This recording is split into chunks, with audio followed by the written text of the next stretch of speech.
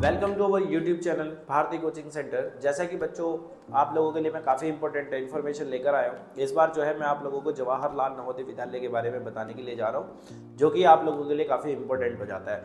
बच्चों, जिन लोगों ने क्लास 8 के फॉर्म भर लिए हैं उनका एग्जाम डेट पहले से ही मेंशन कर दिया गया था, पर जो क्लास 6 का है अभी भी एग्जामिनेशन फॉर्म नहीं आया है। तो उसी के रिगार्डिंग मैं आप लोगों को कुछ अपडेट्स देने के लिए जा रहा हूँ कि कब तक आप लोगों का क्लास 6 का नवोदय विद्यालय का फॉर्म आएगा, और जो बच्चे नवोदय विद्यालय के लिए नवोदय विद्यालय में जाने के लिए रेडी है या फिर उनके लिए प्रिपरेशन कर रहे हैं, तो उनको किस तरीके के लिए उनका जो सिलेबस रहने वाला है, सब चीज़ें मैं आपको इस वीडियो में बताने वाला हूँ। तो बच्चों, इस वीडियो को थोड़ा सा ध्यान से देखिएगा, जिससे कि आप लोगों को किसी भी तरीके की प्रॉब्लम ना आए। और जो क्लास 9 का सिलेबस है वो भी मैंने आप लोगों को इसमें बताया कि जो क्लास 8 के बच्चे क्लास 9 में जाएंगे उनका सिलेबस किस तरीके से रहेगा, वो भी मैंने इस वीडियो में आप लोगों को बताने की कोशिश की है। तो आप सब लोग क्या करेंगे, उस सिलेबस को अपनी अपनी कॉपी में लिख लीजिएगा, जिससे कि आपको किसी भी तरीके की प्रॉब्लम ना आए, और अपने पेपर के अकॉर्डिंग आप सब लोग अपना अपना रेडी करना स्टार्ट कर देंगे। ठीक है बच्चों, अभी भी आप लोगों के पास समय है, किसी भी तरीके की आप कोई दिक्कत नहीं लेनी है। तो आइए मैं आप लोगों को बता देता हूँ।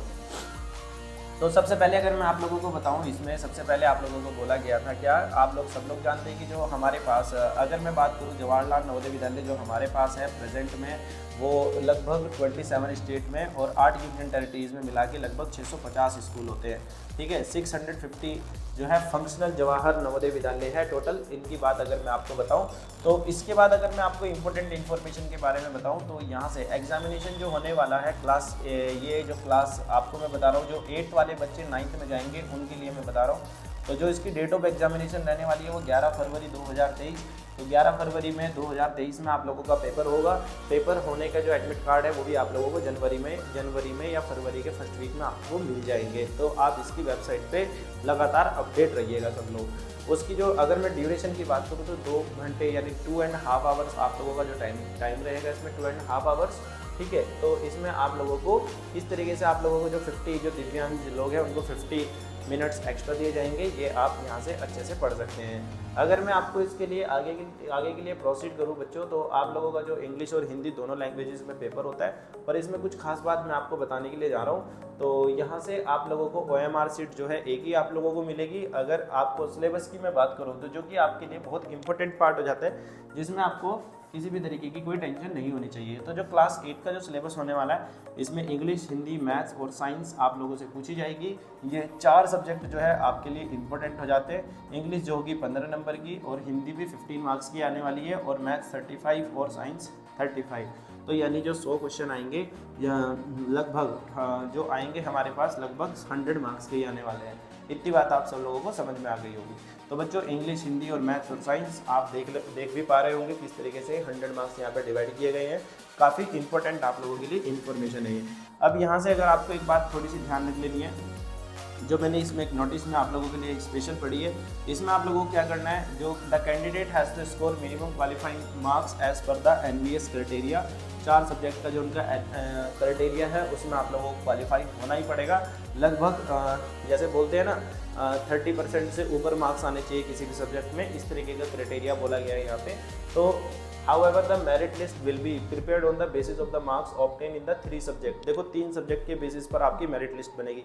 कितने? 3 सब्जेक्ट के। जैसे मैथ्स और साइंस तो आपके जोड़ेंगे, उसे तो कोई रोक नहीं सकता।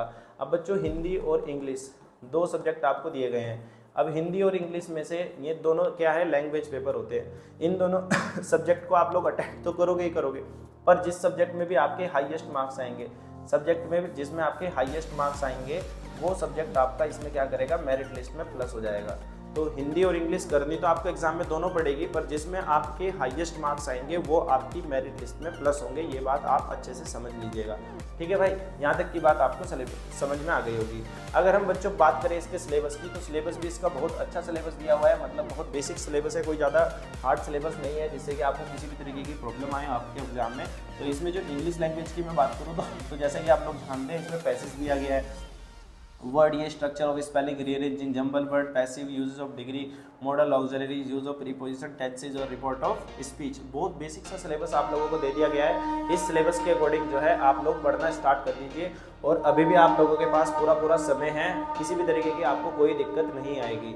ठीक है, अगर आप इस सिलेबस के अकॉर्डिंग पढ़ते हैं तो होपफुली आप लोग जो है नवोदय विद्यालय को भी क्रैक कर सकते हैं। आपके पास एक अच्छा मौका है। अगर मैं बात करूँ आगे के लिए साइंस के सिलेबस की, तो साइंस का सिलेबस भी आप लोग जो है लगभग जो बच्चे पहले से प्रिपरेशन में है या किसी और एंट्रेंस एग्जाम की प्रिपरेशन कर रहे हैं उनका सिलेबस तो ये हो भी गया होगा।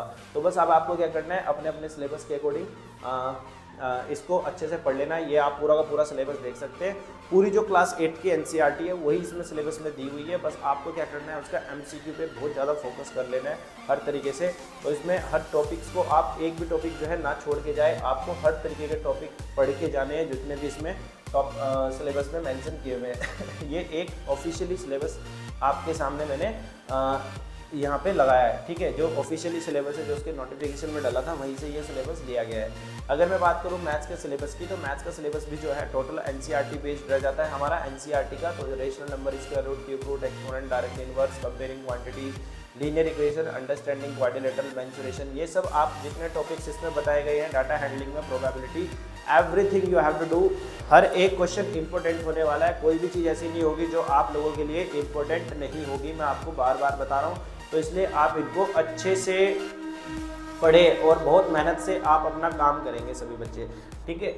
और तो 11 चैप्टर लगभग इसमें आ रहे हैं आप लोगों के, तो 11 के 11 चैप्टर आप अच्छे से कर लीजिए। अगर बच्चों में हिंदी का जो सिलेबस है वो वीडियो के लास्ट में मैं आपको बताऊंगा। आपको हिंदी का जो सिलेबस है, इसका हिंदी का सिलेबस भी मेरे पास है, पर वो नीचे की तरफ है इसके पीडीएफ के, तो मैं आपको बताऊंगा। बच्चों बात करते हैं क्लास 6 का। जो क्लास 6 का सबसे बड़ा इशू हमारे सामने आ रहा है, उसका फॉर्म नहीं निकला है अभी। जो आपका फॉर्म जो आने वाला है जस्ट दिसंबर के लास्ट वीक में, अगर मैं आपको बताऊँ, या जनवरी के फर्स्ट वीक में होपफुली आप लोगों के फॉर्म जो है लाइव हो जाएंगे। आप अपने फॉर्म भर सकते हैं क्लास 6 के लिए। बच्चों लास्ट टाइम भी जो पेपर हुआ था पिछले साल की, अगर मैं बात करूं, वो भी अप्रैल में लगभग हुआ था, पर फॉर्म हमारे बहुत पहले भर दिए गए थे। इसका लेट होने का कारण मुझे लग रहा है कि जो न्यू एजुकेशन पॉलिसी जो लग रही है उसका कारण हो सकता है 1% के लिए। पर तो मैंने आप लोगों को इसमें मेंशन कर दिया है आप लोगों के लिए कि जो एक्सपेक्टेड डेट है वो लास्ट वीक ऑफ दिसंबर 2022 की, या फिर फर्स्ट वीक ऑफ जनवरी 2023। जो बच्चे फॉर्म भरना चाह रहे हैं उनके लिए काफ़ी अच्छा मौका है। आप अभी से ही अपने आप को रेडी कर लीजिए। अगर आपको जाना है नवोदय विद्यालय में, तो नवोदय विद्यालय के लिए भी आप लोग आ सकते हैं। तो आप इसका जो एग्ज़ाम पैटर्न रहने वाला है क्लास 6 का, इसमें जो बैच रहेगी मैथ्स और रीजनिंग की अगर मैं बात, देखो इसमें रीजनिंग के 40 क्वेश्चन रहेंगे। 40 क्वेश्चन 50 मार्क्स के रहेंगे।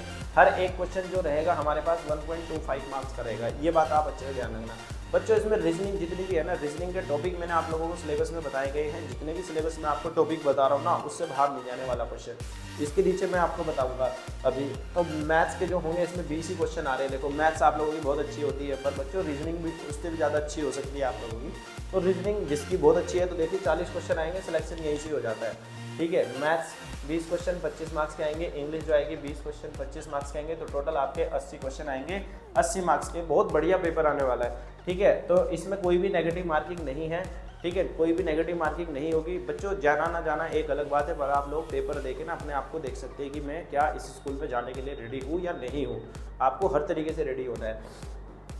तो आप लोग जो है इसका फॉर्म भर लेना। अगर आपको फॉर्म भरना है और अपने आप को देखिएगा कि मैं क्या नवोदय विद्यालय में जा सकता हूँ, नहीं जा सकता हूँ, आप अपने नियर बाय सेंटर ले सकते हैं। इसका पेपर भी कोई ऐसा नहीं है कि दूर होगा।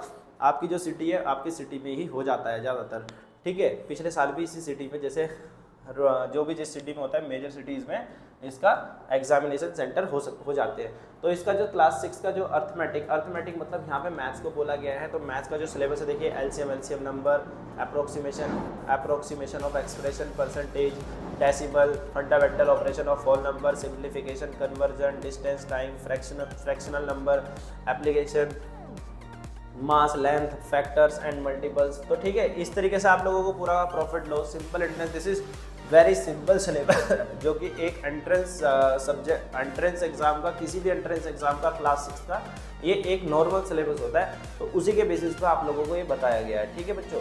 तो parameter and area and volume भी आप लोगों को दिया गया है। 15 चैप्टर इसमें टोटल आ रहे हैं बच्चों। बात करते हैं रीजनिंग की, जो कि इसमें 40 क्वेश्चन आपको यहाँ से देखने को मिलेंगे। 40 क्वेश्चन आप लोगों को यहाँ पे बताए गए हैं। तो इसकी बात करते हैं, ये रीजनिंग आपको कैसे करनी है। तो बच्चों अगर मैं रीजनिंग की मैं बात करूँ, तो ये वाले जो टॉपिक इसमें लिखे गए हैं, ये अपने आप में 40 मार्क्स रखते हैं। कितने मार्क्स रखते हैं? 40 मार्क्स रखते हैं, ठीक है। नहीं है 40 मार्क्स ही है भाई, यहाँ से देख लिए, सॉरी 50 मार्क्स आपके 40 क्वेश्चन जो है 50 मार्क्स रखते हैं। देखिए कितना ज़्यादा वेटेज है। तो 40 क्वेश्चन यहाँ से जो है आपके छपने वाले हैं। इन टॉपिक से 10 के 10 टॉपिक, एक टॉपिक यानी 10 क्वेश्चन अपने आप में इंक्लूड करता है।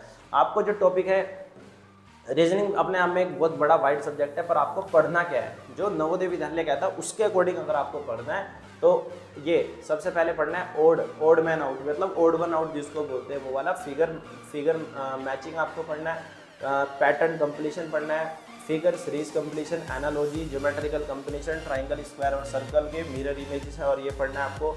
फोल्डिंग अनफोल्डिंग पढ़नी है, स्पेस विजन और एम्बेडेड फिगर। मतलब एक अच्छा सिलेबस आपको दिया गया है, टोटली डायग्राम, नॉन वर्बल जिसे बोलते हैं। आपको वैसे नहीं करना है जैसे रीजनिंग को सोल्व करना है, ऐसा नहीं रहेगा। सिर्फ और सिर्फ आपको फिगर दी जाएगी, फिगर बेस्ड रीजनिंग के क्वेश्चन बहुत ज़्यादा आएंगे। आप जो है प्रीवियस ईयर के पेपर से भी देख सकते हैं, प्रीवियस ईयर के क्वेश्चन जो है इसी के बेसिस पर पूछे गए हैं। ये भी जो सिलेबस है पिछले साल के ऑफिशियल सिलेबस से लिया गया है, ये कहीं ऐसे वैसे आपको सिलेबस नहीं बताया जा रहा है। ये ऑफिशियली सिलेबस जो है जवाहरलाल नवोदय विद्यालय की जो वेबसाइट है वहाँ से आप लोगों के लिए लिया गया है, आप खुद भी चेक कर सकते हैं स्टूडेंट्स। तो इसके अकॉर्डिंग आप लोग अपना अपना पढ़ना स्टार्ट कर देंगे बच्चों, ठीक है। तो अगर मैं बात करूं बच्चों, आप लोग थोड़ा सा कंफ्यूज होंगे कि भैया आप लोगों ने रीजनिंग की और मैथ्स की बात करी है, इंग्लिश की बात नहीं करी है। तो इंग्लिश में आप लोगों को क्या पढ़ना है, जैसे कॉम्प्रीहेंशन पैसेज पढ़िए, आर्टिकल पढ़िए, जंबल वर्ड पढ़िए, टाइप्स ऑफ सेंटेंसेस पढ़िए, नाउन, प्रोनाउन, एडजेक्टिव, जो एक नॉर्मल सिलेबस आप लोगों की क्लास 5th में होता है या 5th में या 6th में जो नॉर्मल सिलेबस है उसी को आप लोगों को पढ़ना है। कोई ज़्यादा वाइड वैरायटी में आप लोगों को नहीं पढ़ना है, सिर्फ और सिर्फ बेसिक सिलेबस आप इसका पढ़ लीजिए बच्चों। 15 क्वेश्चन ही आने, 20 क्वेश्चन आएंगे 25 मार्क्स के, 5 नंबर की तो आंसर पैसेज होगी, तो यानी 20 क्वेश्चन बचते हैं। 5 नंबर की आर्टिकल आ जाएंगी, 5 नंबर की कंजंक्शन, प्रीपोजिशन, ये सभी आप लोगों से पूछे जाएंगे। वन वर्ड सब्स्टिट्यूशन, कोई आपसे सिनोनियम्स, एंटोनियम्स, एक जो नॉर्मल सिलेबस है वही आप लोगों से पूछा जाएगा, कोई ज़्यादा वाइड सिलेबस नहीं आएगा। तो ज़्यादा आप लोगों को पैनिक नहीं होना है, अपनी अपनी जैसे इंग्लिश आपने पढ़ी है उसी के अकॉर्डिंग आप लोगों को पढ़ना स्टार्ट कर देना है, ठीक है भाई।